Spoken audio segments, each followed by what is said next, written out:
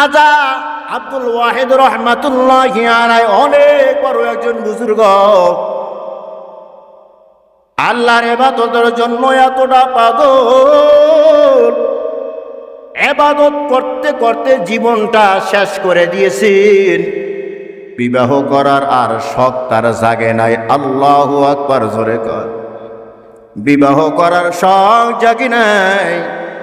এমন অনেক আল্লাহওয়ালারা আছে যারা বিবাহ করার শখ জাগে নাই, সারা জীবন শুধু মাওলার জন্য পাগল ছিল।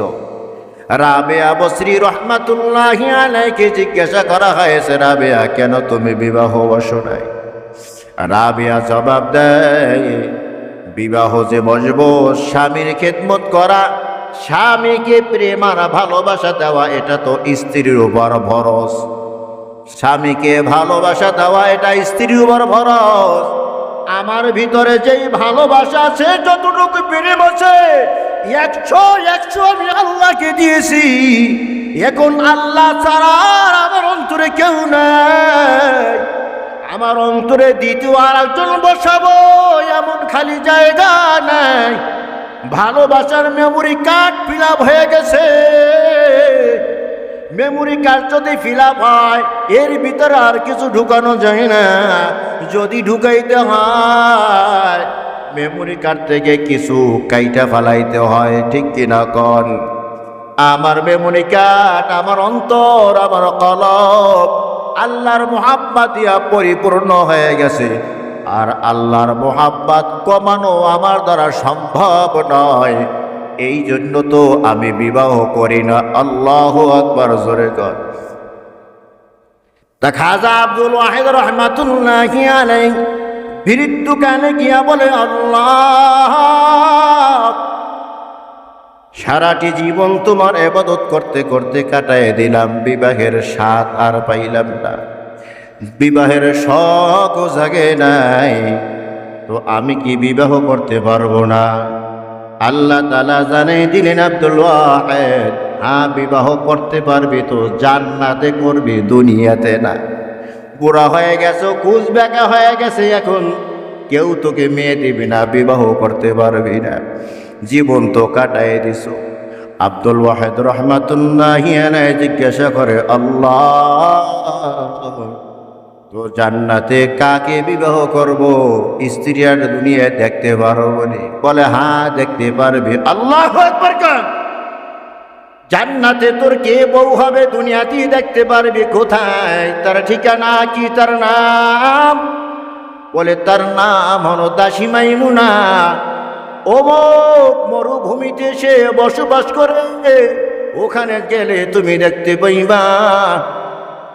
স্বপ্নে ঠিকানা পাওয়া অনুযায়ী আব্দুল ওয়াহিদ রহমাতুল্লাহি আলাইহি হাঁটতেছে ওই ঠিকানা মতো গিয়ে দেখে ছাগলের পাল রাখালি করতেছে, আর এক ছায়ায় যায় নামাজ বিছাইয়া এই দাসী মাইমুনা নামাজ আদায় করতেছে। আল্লাহর বান্দা আব্দুল ওয়াহিদ রহমাতুল্লাহি আলাইহি মাইমুনার পিছনে গিয়ে দাঁড়ায় গেছে। সালাম শেষ করলে জিজ্ঞাসা করব। যখন নামাজ শেষ করছে, ডানে বামে সালাম ফিরাইয়া মাইমুনায় বলে, রে আব্দুল ওয়াহিদ, তোমার সাথে তো আমার সাক্ষাৎ হবে জান্নাতে, দুনিয়াতে কেন এসেছো? আমি তোমার সাথে সাক্ষাৎ দিব না, তোমার সাথে আমার সাক্ষাৎ হবে জান্নাতে। আব্দুল ওয়াহিদ, তুমি তাড়াতাড়ি আমার কাছ থেকে বিদায় হয়ে যাও। খাজা আব্দুল ওয়াহিদ রহমাতুল্লাহি আলাইহি জিজ্ঞাসা করে, রে বোন, আমি যে আব্দুল ওয়াহিদ, তুমি কিভাবে জানলা আমার নাম যে আব্দুল ওয়াহিদ? দাসী মাইমুনা জবাব দেয়, রে আল্লাহর বান্দি, আমি যে দাসী মাইমুনা এবং আমি যে মরুভূমিতে বসবাস করি, এটা যেভাবে তুমি জানতে পেরেছো, আমিও ওইভাবে জেনেছি তুমি আব্দুল ওয়াহিদ আজকে আসবা। আল্লাহু আকবার কর। আল্লাহর সাথে তোমার যতটা সম্পর্ক, তার থেকে সম্পর্ক আমি মাইমুনার কম না। এ আল্লাহর বান্দা, তাড়াতাড়ি বিদায় হও, সাক্ষাৎ সাক্ষাৎ পাইবা না, দিদার পাইবা না। তো বাদশাহ হারুন রশিদ স্বপ্নের ভিতরে দেখতেছেন দুইজন ফেরেশতা ইয়া। বাদশাহ হারুন রশিদকে বলে, চল, দুনিয়াতে এত সুন্দর করে একটা মসজিদ বানাইছো, বিনিময় যে আল্লাহ জান্নাতে তোর জন্য ঘর বানাইছে, ঘরটা দেখায় আনি। হারুন রশিদ রহমাতুল্লাহি আলাইহি বলেন, আমি জান্নাত দেখতে গেলাম।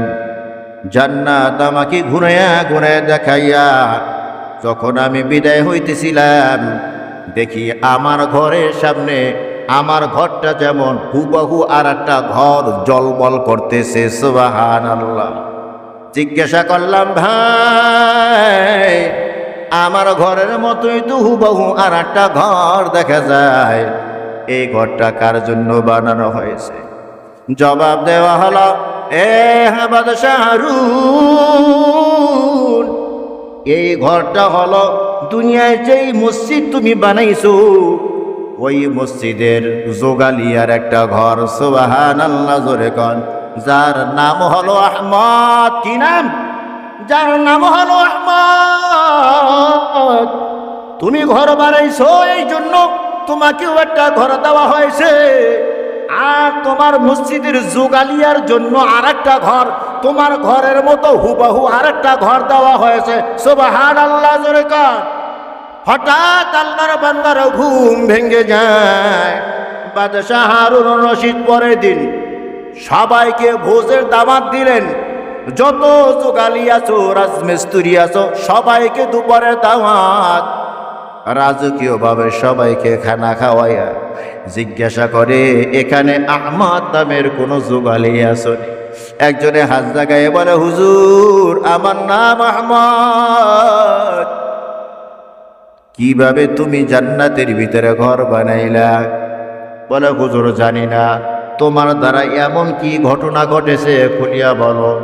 বলে, হুজুর, আপনি তো বিশাল আল্লাহর ঘর বানাইছেন, সুন্দর ঘর বানাইছেন, ঘোষণা দিয়েছেন এই ঘরের ভিতরে 1 টাকাও কেউ দিতে পারবা না, কারো দান আপনি নিবেন না। এই জন্য আমরা এই ঘরের ভিতরে শরীক হইতে পারি নাই, একমাত্র আপনার অর্থায়নে ঘরটা তৈরি হয়েছে। হুজুর, আমার পৈতৃক সম্পত্তি, আমার বাবার থেকে যেই সম্পত্তি পেয়েছি, ওই সম্পত্তি রক্ষা করার জন্য আমি দেয়াল নির্মাণ করব। ওই দেয়াল নির্মাণ করতে গিয়ে ভিতর থেকে 3টা সুন্দর সুন্দর পাথর বের হয়েছে। ওই পাথর আর আপনার কেনা পাথর দেখি সমান সমান। দিনের বেলা 3খান পাথর নিয়া আপনার ওই পাথরের সাথে মিলাইব, এমন সাহস তো আমার নাই। এই জন্য রাতের গভীরে এই 3টা পাথর নিয়ে আপনার কিনা পাথরের সাথে আমি মিলাইয়া দিয়া মালিকের দরবারে দরখাস্ত জানাইছি, আল্লাহ, আমি গরিব মানুষ, তোমার বান্দা হারুন রশিদ তোমার ঘর বানাইতেছে, এই ঘরের মতো আর একটা ঘর বানাবার ক্ষমতা তো আমার নাই। আবার তোমার বান্দা কার থেকে অনুদান নেবেও না। 3টা সুন্দর পাথর পেয়েছি, আমার সাধ্য অনুযায়ী এই 3টা পাথর দিয়া তোমার ঘরে আমি শরীক রইলাম।